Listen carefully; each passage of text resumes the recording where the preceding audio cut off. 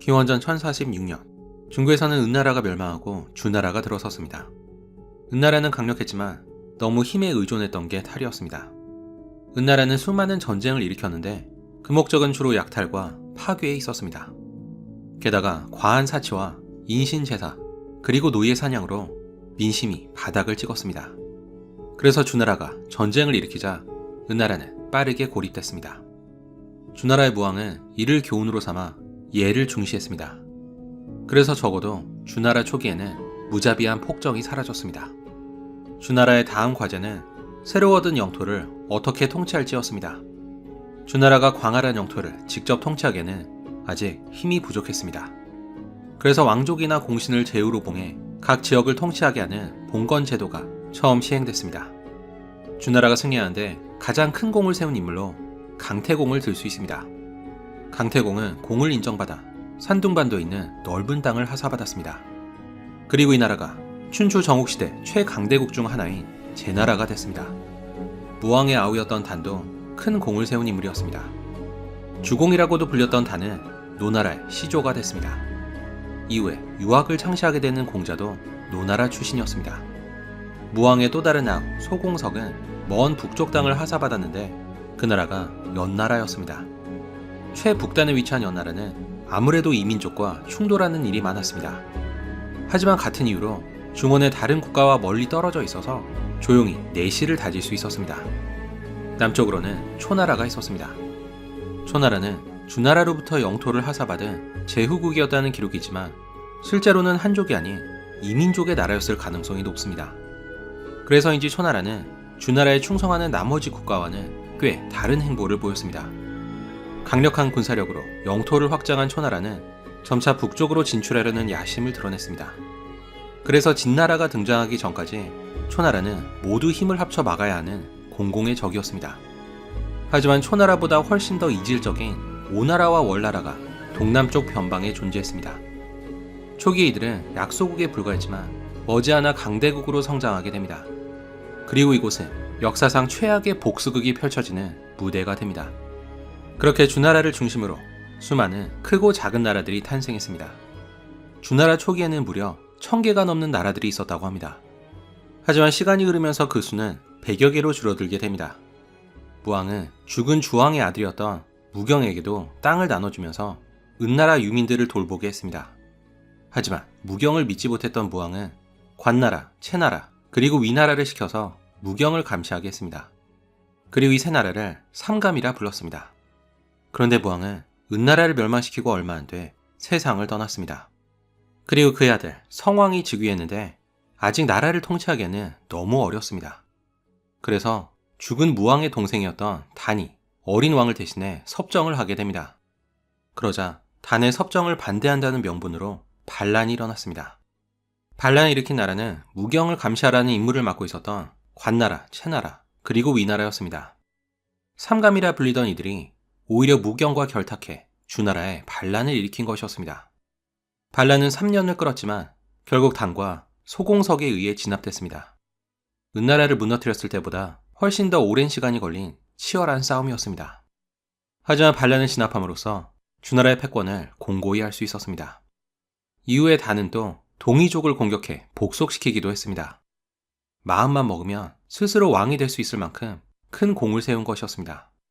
하지만 단은 성왕이 스스로 통치할 수 있는 나이가 되자 조용히 섭정을 마치고 노나라로 돌아갔습니다. 욕심을 부리지 않고 본분을 지킨 단은 큰 모범이 됐습니다. 그래서 훗날 공자도 단을 깊이 존경했다고 합니다. 성왕과 그 뒤를 이은 강왕은 나라를 잘 다스려서 주나라는 이후 약 40년간 평화로운 시기를 보낼 수 있었습니다. 이 시기를 성강지치라 부릅니다.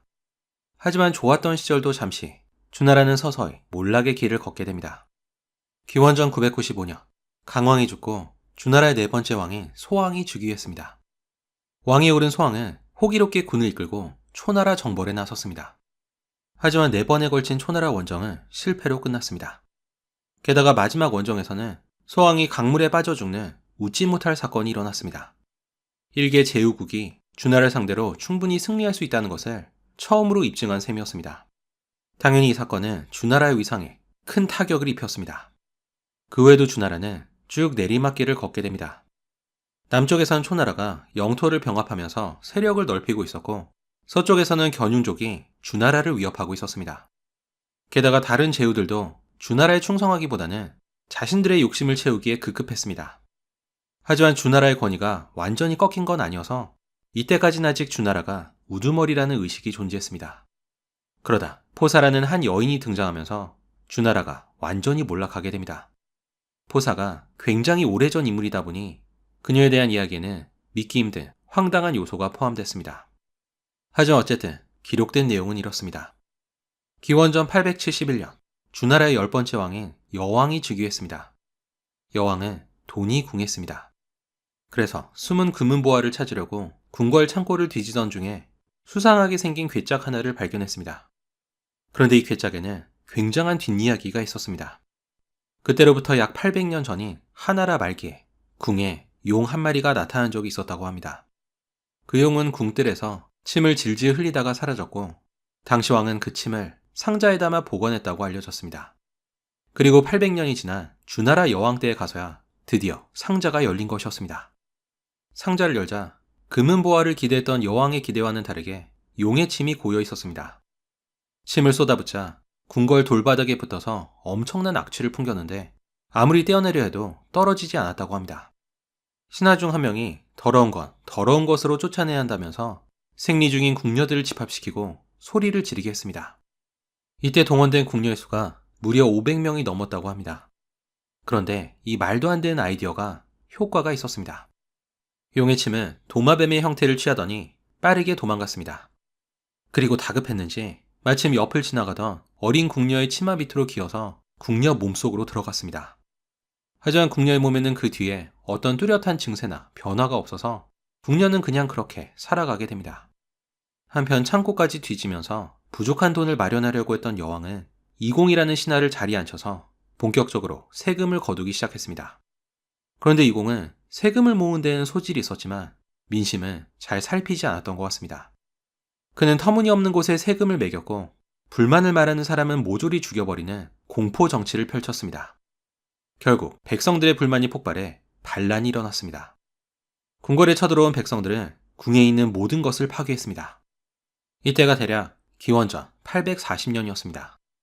참고로 이때 많은 역사 기록이 분실됐기 때문에 이 사건 이전의 역사는 정확한 기록이 없거나 연대가 불분명하다고 합니다.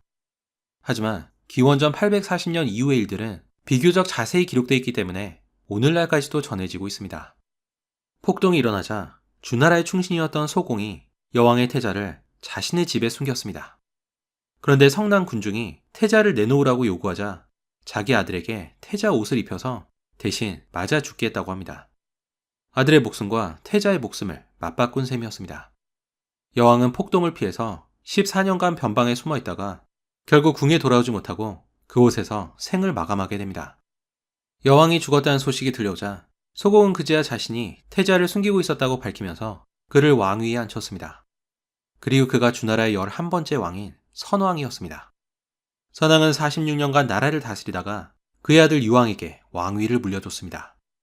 하지만 유왕은 폭군이었습니다. 그는 은나라 주왕과 비슷해서 여자와 술을 몹시 좋아하고 나랏일을 게을리하는 등 폭군의 자질을 두루 갖추고 있었습니다. 한편 여왕 시절 용 도마뱀이 몸속으로 들어갔던 어린 궁녀는 더 이상 어린 궁녀가 아닌 60살 가까운 나이가 돼 있었습니다. 그런데 그 나이가 되어서야 용 도마뱀이 태아가 돼서 그 궁녀는 만삭의 봄이 됐다고 합니다. 그리고 어느 날 남몰래 아기를 낳게 되는데 어떻게 아기를 갖게 됐는지 설명할 길이 없자 아기를 밭에 내다 버리고 맙니다.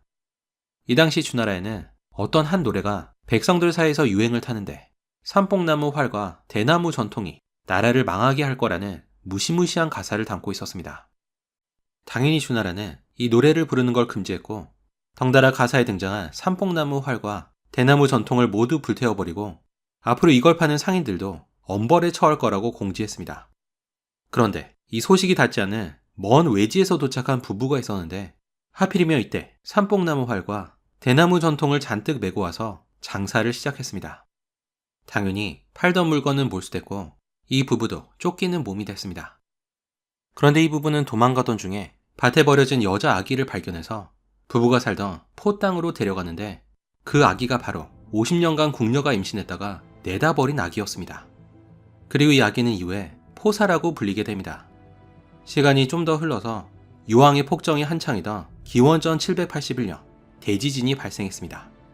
지진으로 재정이 어려워진 포나라에서는 주나라에 바칠 곡물 대신에 미녀들을 바치게 되는데 그 중에는 어른으로 성장한 포사도 있었습니다. 궁에 들어간 포사는 뛰어난 미모 때문에 바로 유황의 눈에 들어왔고 유황은 포사에게 푹 빠져서 안 그래도 돌보지 않았던 정사를 완전히 내팽개치고 맙니다. 그런데 포사는 무슨 이유에서인지 웃는 일이 없었다고 합니다. 그래서 유황은 포사를 웃게 하려고 여러 방법을 써봤는데 끝내 알아낸 것이 비단을 찢으며 살짝 웃게 된다는 것이었습니다. 유황은 포사를 기쁘게 하기 위해서 대량으로 비단을 사들였고 시간 날 때마다 포사에게 비단을 찢어줬다고 합니다. 그래서 국고는 순식간에 텅 비게 됩니다. 하지만 더 큰 사건이 기다리고 있었습니다. 어느 날 유황과 포사는 오랑캐 침입을 알리는 봉화대를 시찰하게 되는데 재미삼아서 봉화에 불을 피우게 됩니다. 그러자 전구에서 수많은 군주들이 군을 이끌고 달려왔지만 장난이었다는 소리를 듣고 황당해하면서 돌아갔습니다.